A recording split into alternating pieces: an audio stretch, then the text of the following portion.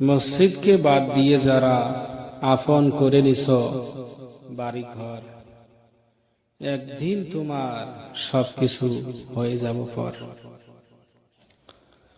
মসজিদকে বাদ দিয়ে যারা বাজারে যাইতেন আগে ভালো, এরা কোনোদিনও পাবে না ওই জান্নাতের আলো।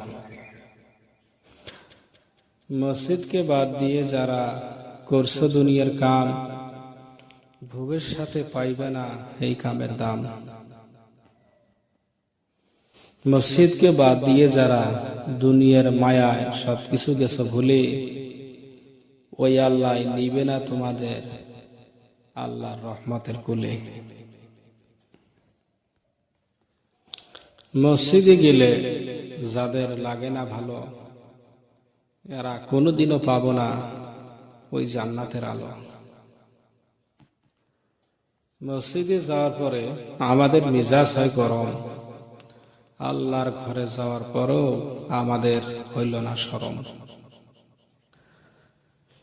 যারা সবকিছু বাদ দিয়ে মসজিদকে বাসে ভালো, এরাই পাবো কিয়ামতের দিন ওই জান্নাতের আলো। মসজিদে আসার পরে যারা ইবাদত করে, অবশ্যই তাদের অন্তরে জাহান্নামের ভয় করে। মসজিদে আসার পরে যাদের অন্তরে নাকি খুশ, এরা কোনোদিনও ধরে না ওই ইমাম সাহেবের দোষ।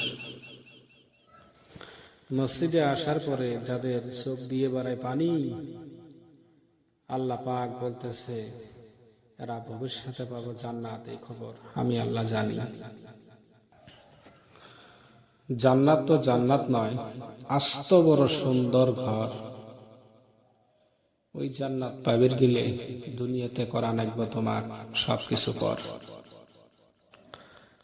আপন আপন করছো যাদের, তোমার তো আপন কেউ নয় এই দুনিয়া, আল্লাহ ছাড়া তোমার আপন কয়।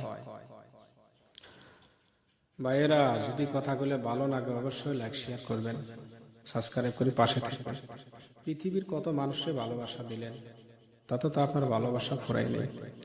এই অদম গুনাহগারও যদি একটু ভালোবাসা দেন, অবশ্যই আপনার ভালোবাসা আল্লাহ আরো বাড়িয়ে দিবেন।